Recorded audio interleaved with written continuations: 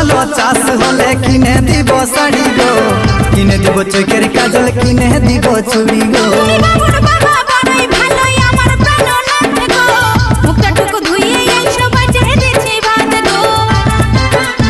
এই বছর ভালো চাষ হলে কিনে দিব শাড়ি গো, কিনে দিব চোখের কাজল, কিনে দিব চুড়ি গো।